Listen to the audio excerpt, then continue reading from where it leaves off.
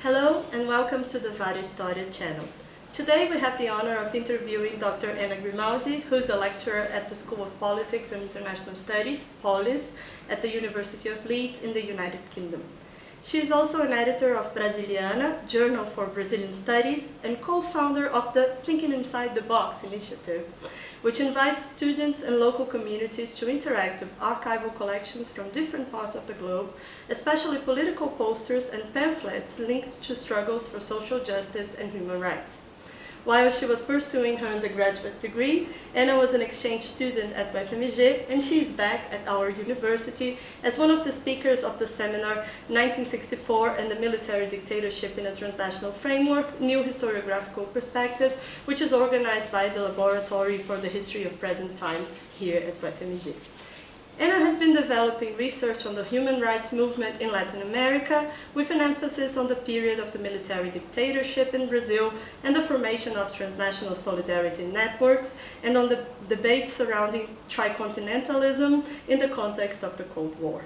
Her academic publications include the articles Cuba's Tricontinental and the Visual Deconstruction or Construction of the Third World, published in 2023 in the Bandung Journal of the Global South, and European media coverage of Brazil's New Human Rights, 1964-1985, which appeared in 2021 in Humanity, an International Journal of Human Rights.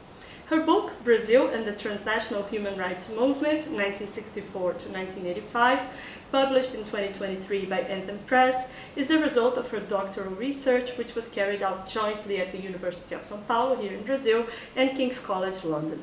This book would be the main topic of our conversation. Ana, thank you very much for accepting our invitation. Thanks so much for having me. It's really wonderful to be back here.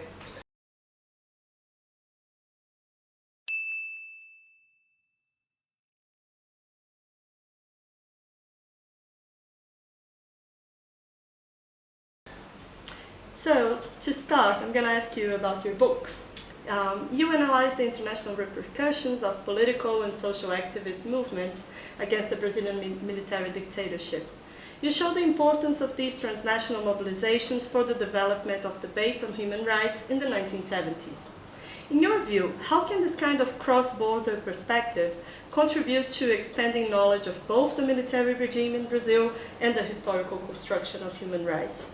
So I think you're absolutely right in that there is this dual kind of outcome of this transnational perspective. So in terms of how it challenges or expands on the existing narratives we have about the Brazilian dictatorship, it kind of moves beyond those typical protagonists, the political actors, the union leaders, the movement leaders, and it gives more agency and voice to movements instead of individuals.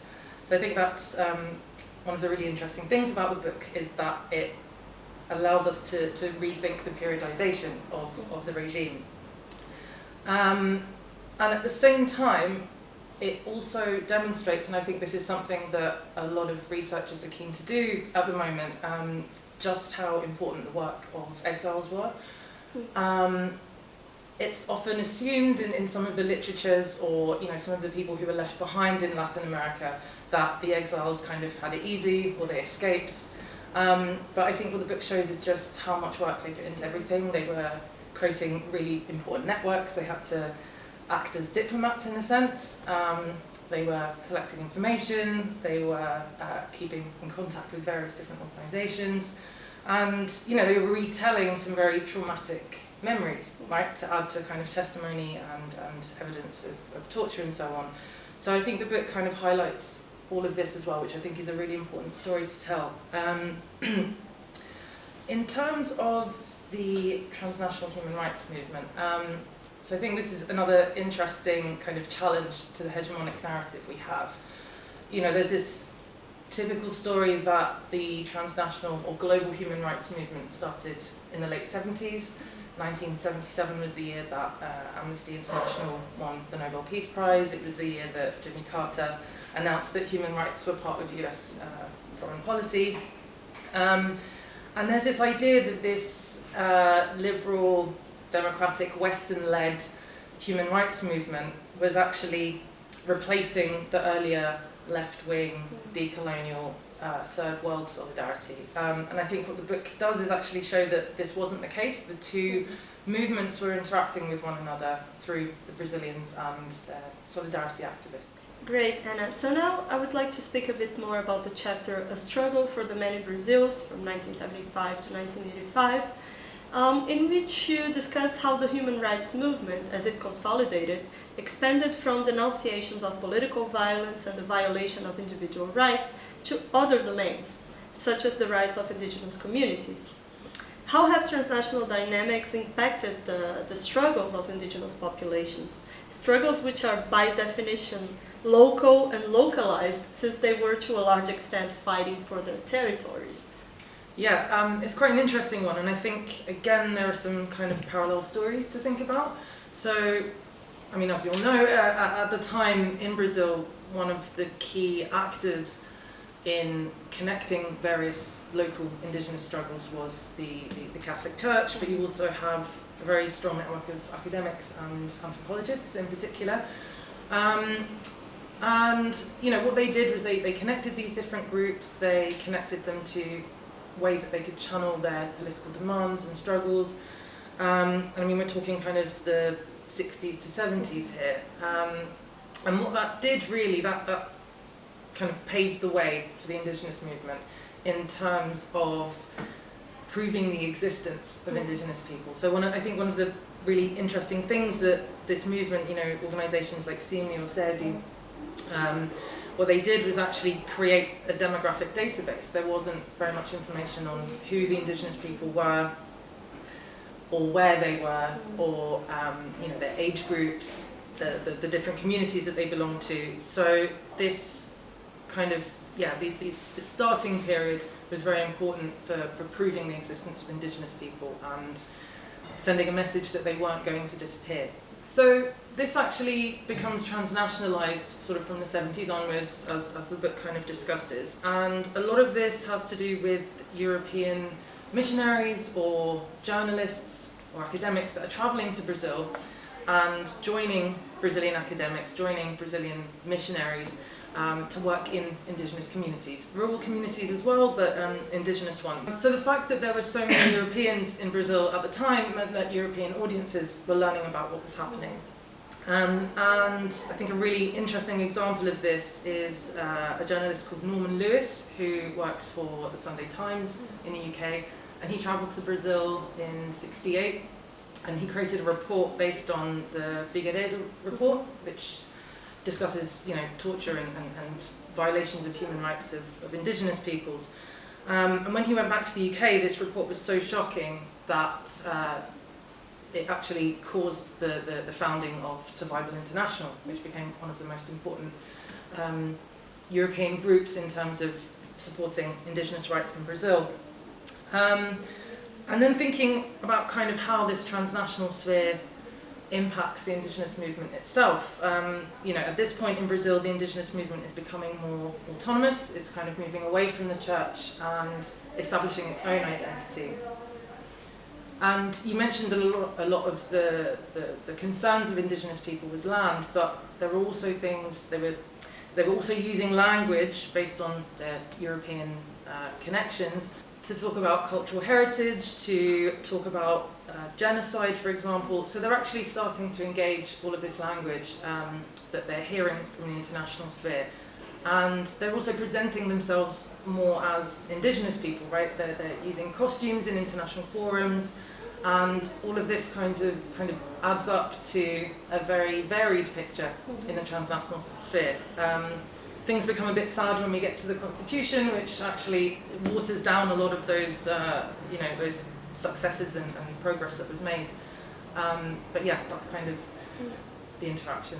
Yeah, it's interesting to hear about that when French President Emmanuel Macron has just come to Brazil and has condecorated Cacique Raoni, which is a historical indigenous leadership, and also he climbed the ramp of the the Planalto Palace with Lula when he took his mandate at the start of the year.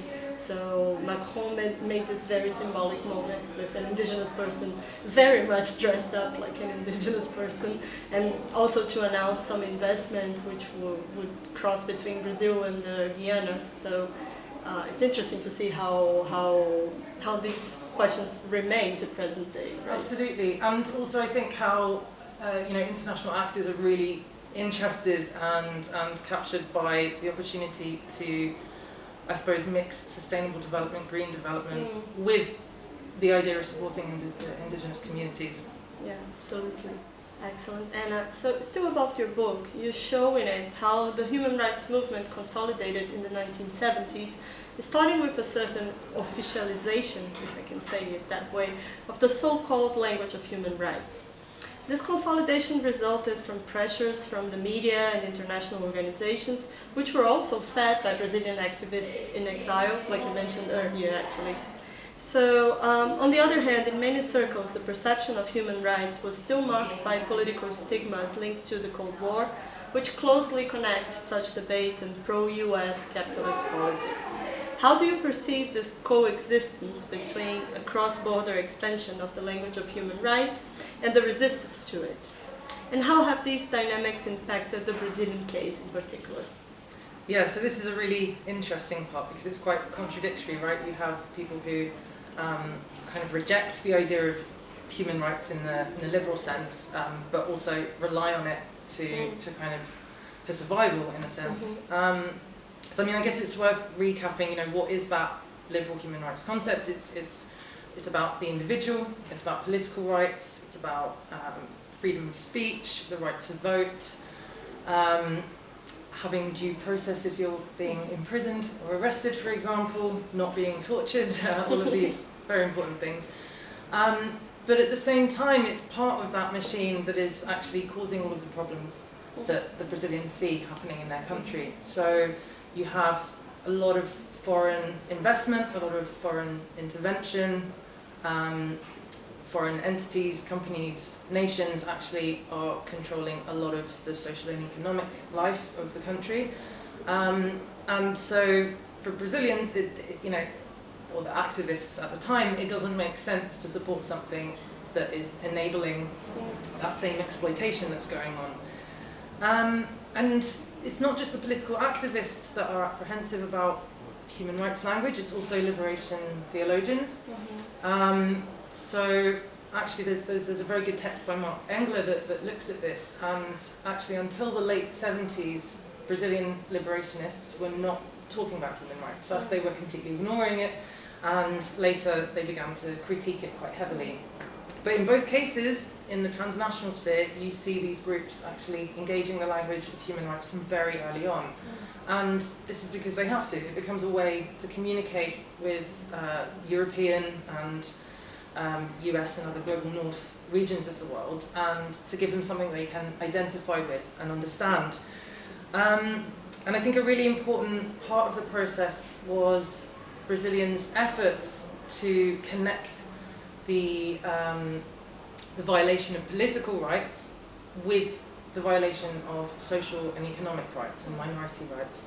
So while Brazilian exiles had the attention of European audiences, they would talk about their torture, right? They would go through this very difficult process of giving testimony. They would talk about their imprisonment, all of the process, they would give evidence. But at the same time, they would make it very clear that the only reason they were in prison is because they were speaking out against social and economic inequality. So I think there's this really nice dialogue between the two that takes place. And I think kind of coming to the end of the story, when you have the movement for amnesty, I think this for me is the sad part of the story, because actually the dominant storyline here is that Brazilians, all of their efforts and all of the energy they put into the reconstruction of democracy in Brazil was based on a very liberal democratic understanding of the transition. So yeah, you have this kind of ongoing dialogue between the two conceptualizations of rights, but in the end, one of them kind of becomes the protagonist, let's say. So, Anna, to conclude, I'd like to bring our reflection to the contemporary scenario and discuss some present-day reverberations of the Latin American military regimes. So, in your view, how can the debate on human rights impact the memories of dictatorial experiences? And also, in a more concrete manner, do you believe that the kind of work you have been developing around the Thinking Inside the Box project, which invites diverse communities to explore sources from the period, can fulfill a role in so-called human rights education? Yeah, I think this pedagogical element is really, really important to me. I think, one of my greatest inspirations is Paulo Freire himself. So one of the ideas behind the Thinking Inside the Box project is to understand the archive, the box. It doesn't have to be a physical archive. But is to understand it as a kind of site of transmission, right? So it's not just a source of static knowledge. It's not just for writing books or building monuments or kind of closing the past into something. Sometimes when you create a monument, you're actually declaring that something can be forgotten because it's been put away. So the idea with the project is really to open up the archive to new interpretation. So we draw from Paulo Freire's ideas about kind of collective interpretation, using people's situated worldviews to challenge existing knowledge and to create new knowledge together. And we're also using a lot of the ideas of Diana Taylor, who writes about performing and the repertoire of the archive. So what we kind of try to do is to get students and members of the public to actually do that performance. So just to give a concrete example, in the second iteration of the project in the University of Leeds, one of my students she was half Brazilian, half Chilean. She didn't really have much contact in terms of the history and the memory of the dictatorship, so she was really taken by the project. And while we were looking through the archives, she found one of those little booklets of Cordel literature, and it's covered in the typical kind of woodcut carving print, so it was really beautiful. But when we started reading it together, we realised that it was a kind of educational pamphlet. So the idea would be that someone in the community who was literate would read out basically information about people's rights, people's working rights, people's rights as human beings. And so it became a way of understanding how these ideas were communicated and circulated at the time. And this is something that you're not going to find in a textbook. Last year we did another version of the project, but we were focusing on 1973 because it had been 50 years since the Chilean military coup on September the 11th. And that project was actually, I think, really, really surprising to me. We tend to give the students a lot of freedom in terms of what to do. So sometimes that can be, it can be very little that they want to do and we have to give a lot of encouragement. But this time at the University of Leeds, the students were very, very active. And what they did was they took a lot of the kind of symbols and elements and musical compositions of resistance, of struggle and hope and solidarity from the Chilean dictatorship and all of the people resisting it.